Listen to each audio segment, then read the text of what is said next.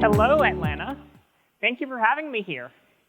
It's been a chaotic adventure, so thank you for sticking around here. I know I'm here between you and lunch, so let's get started. Let's dive in. So, hi, I'm Liz, and I'm a site reliability engineer and a developer advocate at honeycomb.io. And what I want to share with you today is how you can make your teams better by embracing a concept that I call production excellence. So more about that in a second. So let's figure out why this is not clicking. Oh, I know why it's not clicking. There. Does that work? Okay. Well, let's debug that. Replug all the things. So that works, but that doesn't work. Okay. Interesting. This was working a moment ago. Okay, that's unfortunate. Well, I guess I'm going to have to stay behind the podium. So, first of all, I want to mention that this was co-authored with an artist that I work with. Her name is Emily, so go check out her artwork afterwards. So, you're here, you're at devopsdays Atlanta, and you may think, great, I want to go buy a DevOps. Let me tell you the cautionary story of our friends the fishes from Fishco who bought DevOps. And this is what happened to them. They went and bought everything that they thought you needed as a modern DevOps practitioner. Let's go buy some continuous integration and continuous delivery, right? That'll let us ship faster, that'll be great. Let's go buy a Kubernetes. Kubernetes, everyone needs that, right? And how about getting some PagerDuty or getting some VictorOps, right? We need to be able to alert people and wake people up. So that's all lovely and wonderful, but I'm not necessarily sure that that's solving the problem that the fishes have. Why? Well, they went and they bought this lovely dashboarding software from their dashboarding vendor, and now they have a default dashboard for every service that they operate, and they have all the dashboards that everyone on their team came up with, and now they're swimming in dashboards. Come on, not even a laugh. They're swimming in dashboards, and they can't figure out which way is up. Like, they can't figure out what's actually important. But not only that, they have other problems too. So for instance, they are waking up everyone all the time because, you know, we say production ownership. Let's put everyone on call for the service, right? That's magically going to solve all of our problems. Well, I regret to tell you that's not necessarily true. Throwing engineers on call does not magically fix things, and when you make people grumpy and not sleeping at night, they have less energy to go and work on fixing problems. So that's not great either. And when there is an incident, because people are so tired all the time, the incidents take forever to fix. People can't figure out where are problems coming from? How can we mitigate these things? So users are getting grumpy and the company is losing money. And people keep on bugging the same expert over and over and over again. How many of you are that expert in your workplace? Everyone bugs you, right? And you can't find the time to write that documentation, right? You can't find the time to write down what people need to know from you, so instead they ask you for it over and over and over again. And people are like, great, we have this continuous integration, right? It tells us all the builds are green. Let's push them, right? But it ignores the interactions between the components, right? You wind up having a system where each individual box is green, but the joints between them are fragile. So that's not working so great either. And also, there's no time to work on things, because if you're juggling balls of fire all the time, then you're not able to make progress. You're constantly operationally overloaded, so that's not great either. And even when you do find a scrap of time, like an hour of time or an hour and a half of time, what's your plan, right? How do you figure out what am I supposed to do to make the system better? You're lost without a map. It's not a good idea. So the team feels like, you know, hey, we adopted DevOps, but they feel like they're struggling to hold on. And I think that there are some really good reasons for that. That it's not that they're a bad team, it's that they're missing some core concepts. So let's stop and back up a second and think about, what should we be doing instead? What is Fishco missing? Here's what I think that they've forgotten. Fishco has forgotten who operates systems, the fish or the people, right? The fish or the people, they're the ones that operate the systems.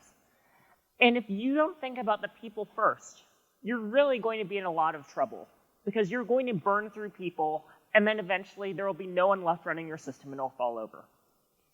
And no, tools are not magical. Tools are not going to solve problems that are ill-defined, right? You can find a tool that will automate something that you already know how to do, but if you have an undefined problem, no tool is going to be able to help you with that. You cannot buy your way out of this problem. Instead, you have to think about, how am I going to change my culture? How am I going to change the skills of my people?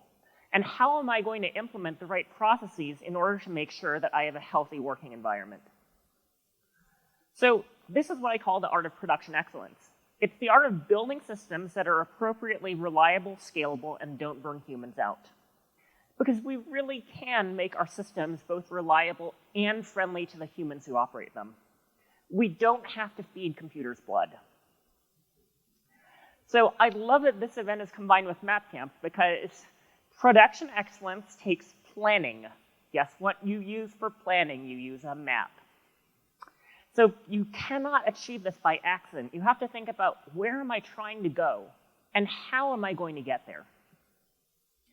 And it also means that you can't just drop this elaborate plan and say, great, we're going to do it, and then put it on a shelf and ignore it, right? You have to have a commitment in the long term to doing the right thing to make this happen in order to actualize it. And it can't just be a siloed effort. You can't just say, my DevOps team is going to do this, right? This has to involve everyone at your company.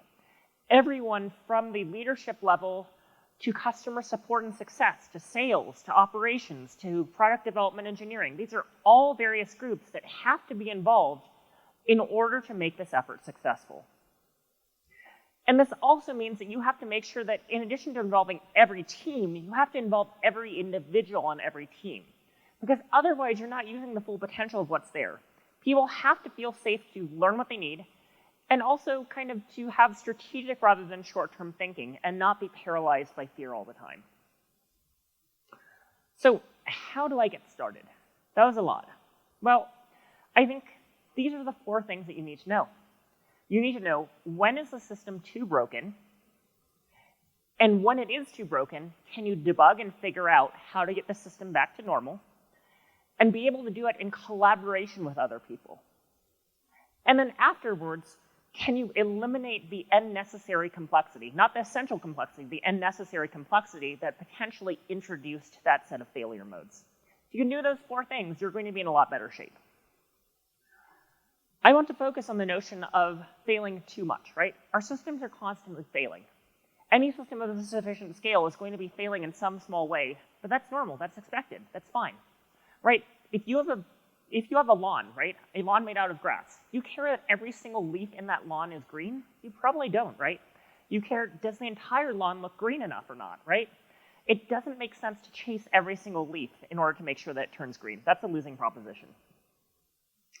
So what we need to do is think about, how does this apply to our systems? How do we measure when things are too broken?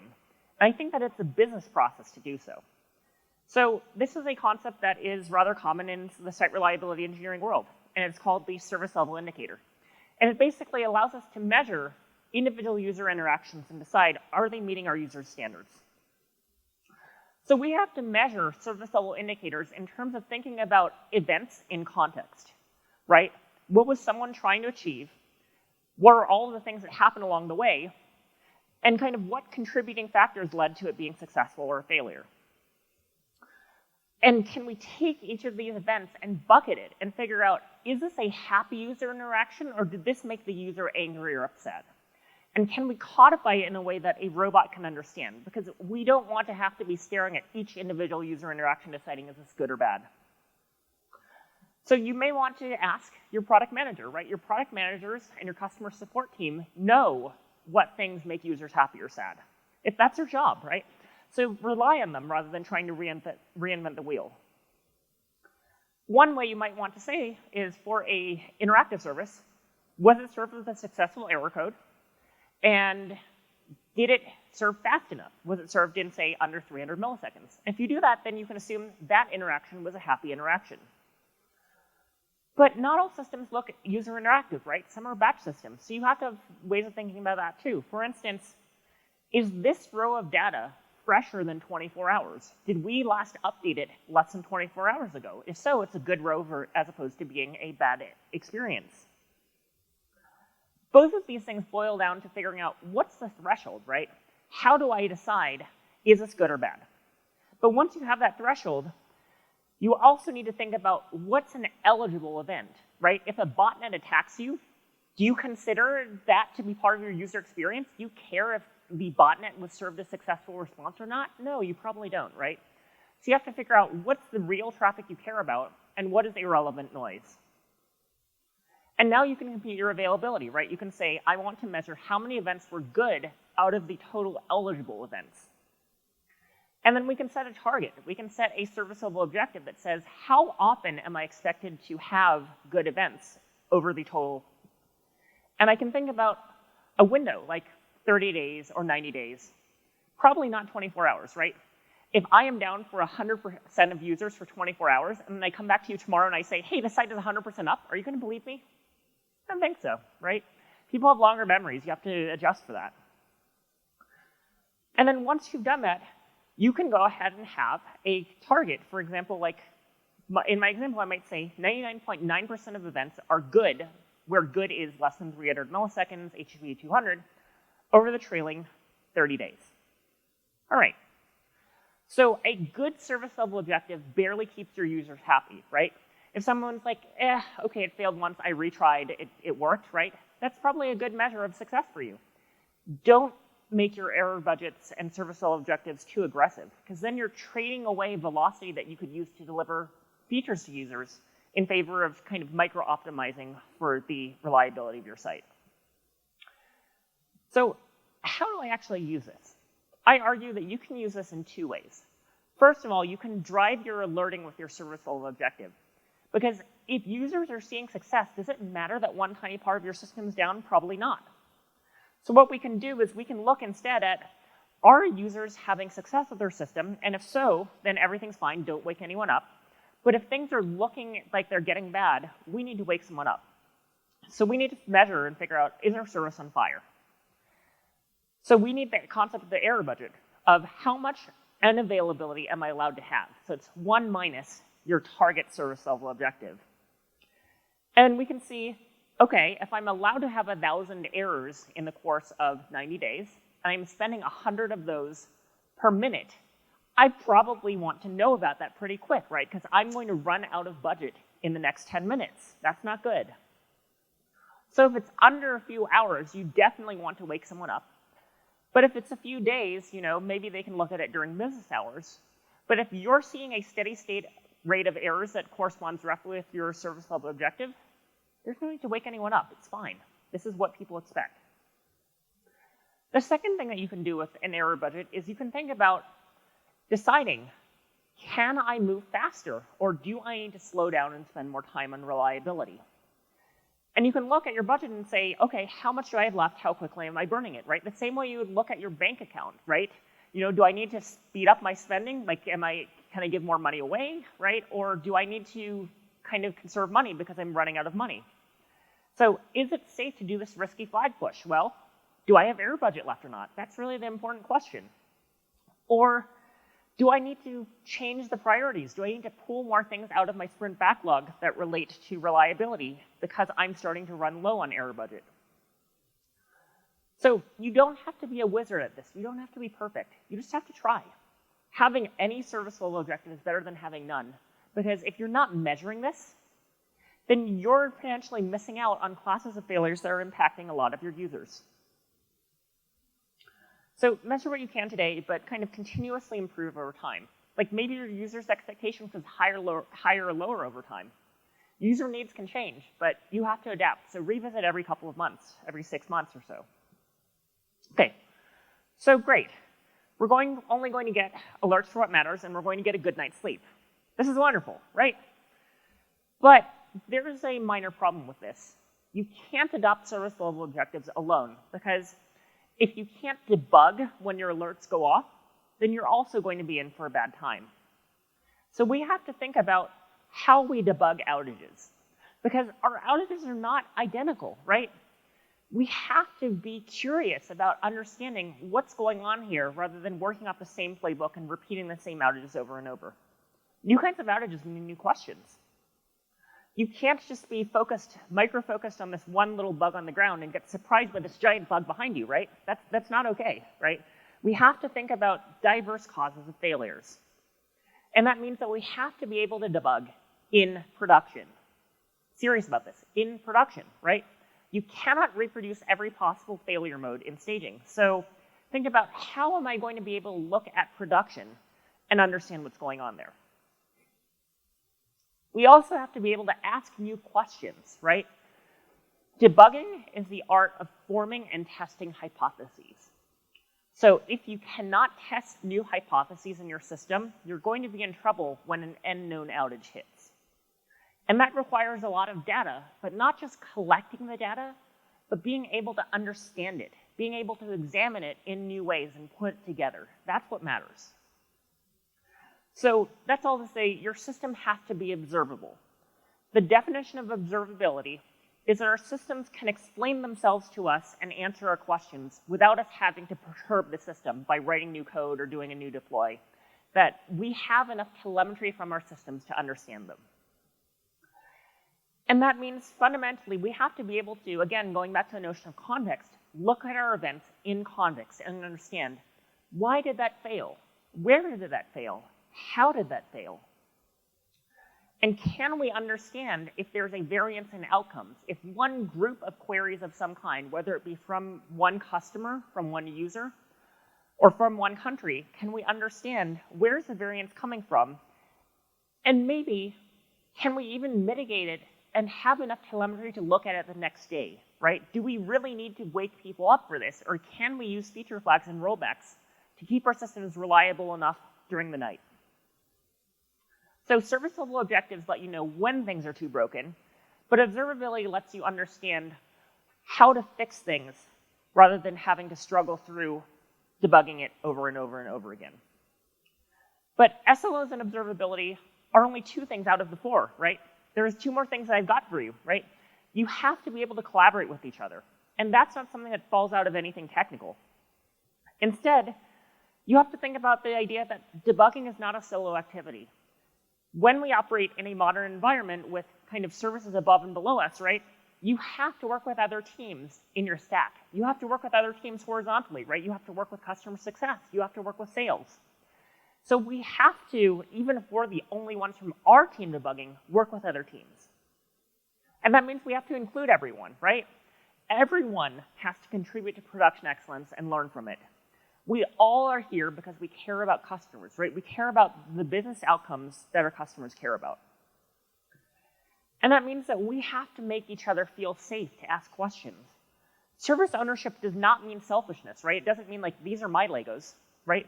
It means that you are an expert, but your job is to share your expertise with other people so that they can become experts in turn. You also have to make sure that we're allocating responsibility fairly, right? How many of you here are parents, right? Life changes when you become the parent of a child, right? We have to think about, how do you accommodate people on your team when they have a child? How do you make sure that they don't have to deal both with being paged and having a crying baby at 3 a.m.? If you have employees in the EU Working Time Directive says that you have to give people a certain amount of rest. You cannot put people on call 24/7. Even if you legally could, it's not a good idea. People cannot be creative and do the things that humans are best at when they're tired.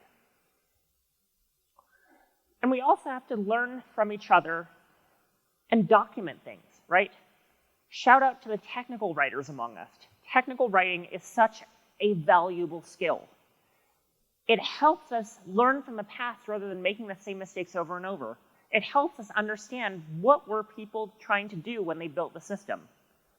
But at the same time, we also have to curate. We also have to prune. We have to make sure that we're only keeping the stuff that we can keep fresh, because the only thing worse than no documentation is inaccurate and misleading documentation. So fix your hero culture, right? Share that knowledge. Don't be the person who's always like, having a line of people outside of their door. And we have to reward people for their curiosity and having a growth mindset in order to have people own production, feel like they really get it, they really understand it. And that means practicing. Practice with Wheels of Misfortune or game days, right? Practice blameless postmortems. Because we have to learn from the past in order to avoid repeating it. We have to collaborate with our future selves in a blameless manner. So the final thing I want to tell you is that outages don't repeat, but they rhyme. So we have to address kind of what are the broader categories of failures that we might expect to see. So risk analysis is an important thing that all of us have to do to help us plan. If you have a rickety bridge that's falling down, right, you have the roadbed is unstable and cars are falling through the roadbed, and yeah, it needs an earthquake retrofit in 20 years. Which one of those are you going to work on first? You probably want to fix the roadbed, right? So that's why we need to do risk analysis. We have to think about how often are things going to happen and how large of an impact do they have? How long are we going to be down for? How many users does it affect? So think about time to detect and time to repair and blast radius when computing this. So we have to think about, okay, come up with the risks that we might expect to happen, leave some room for unknown risks, and then think about how much of this can be affected. You cannot necessarily control how often something happens, but you can often contain the impact. Time between failures is one of the hardest things to address. So we can think about what do we prioritize fixing? What risks do we decrease the magnitude of in order to make sure that all of the risk plus some room for unknowns fits in our error budget? And we actually have to, once we produce this analysis, spend the time to work on doing the fixes. If you do not spend the time working on the fixes, you're going to fail in the same ways over and over again. So prioritize. Make it actually a priority. But if you have a quantitative analysis that says that this is endangering our service level objective, that's a really good sign to a product manager. This is really important. I need to do it. And then when you complete it, you'll have a more reliable system, but you need to revisit to see, have you introduced any new risks? Have any new risks come up since then? I think, though, that it's kind of dangerous to assume that the risks that you know about are all that you can estimate. In particular, there are systematic risks that affect every outage that you have. If you do not have observability, if you do not have the ability to debug your systems when they are on fire in production, every single one of your outages will take much longer, right? That is a systemic risk that you need to think about. You need to think about, how can I debug my problems so that I am not wandering around in the dark with a flashlight every single time I have an outage? Lack of collaboration is also a huge systemic risk, right? If people are arguing with each other all the time, people are not willing to share what they know, or if you have a customer success team that comes to you and says, hey, things are down, and a person on call snaps at them, do you think that person is going to report a problem that their customers are seeing in the future, right? We have to make each other feel safe to collaborate. So I think that buying the alphabet soup is all and well, but you have to season it with production excellence. You have to adopt production excellence in your teams. And that means that you need to measure, debug, collaborate, and fix. So I'm Liz, I'm from Honeycomb, but I hope that you enjoyed this talk.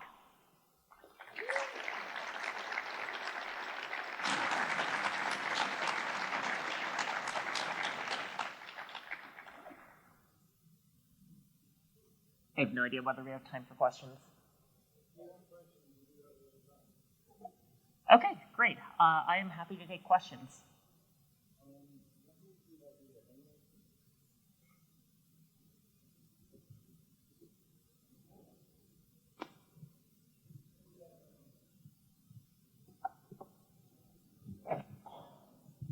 Thank you. First question, who's got a question? Whoop, whoop, whoop. There's one. We have a volunteer with a question. Meet me in the middle. We like questions in the microphone, that way everyone can hear them. Okay, ever since I've seen your stuff, I have this fantasy of how do you go to devs and actually get them to agree to SLO, like, hey, you don't have any feature points this month. You have to restore service. Do you have a good story for that?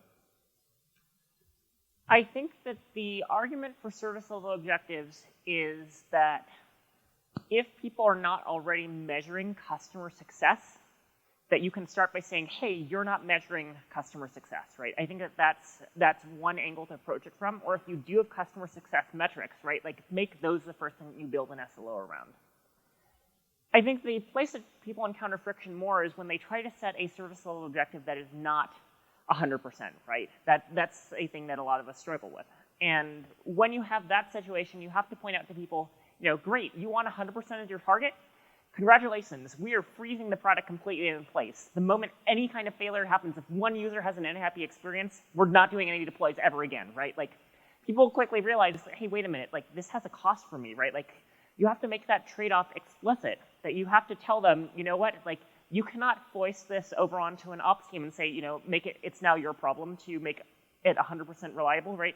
If you share the pain, it means that people realize that you have to set realistic targets rather than pie-in-the-sky targets. Does it help? Maybe one more question? Got it. Ooh, we do have another. Good. John's going to make me walk all the way over there.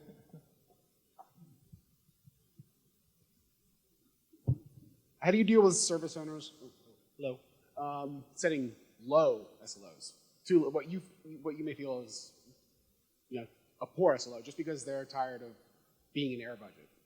Yeah, I think that customer success teams and Twitter are your #1 friend there, right? If you have outages that are being reported by your customer success team, or worse, being tweeted about, and your SLOs are not showing a problem, right? That's a clear indication your SLOs are out of alignment with what your customers are expecting.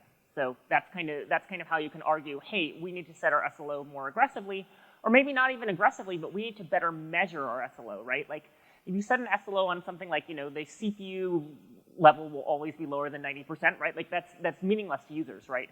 So you can say, you know what? You set this really bad SLO on CPU load, right? But customers are unhappy anyways. So that means that the SLO is wrong. The customer is always the North Star. Excellent. I think that puts us right at time for lunch, and they look hungry. That was awesome, Liz. Thanks for joining us and providing such an excellent presentation.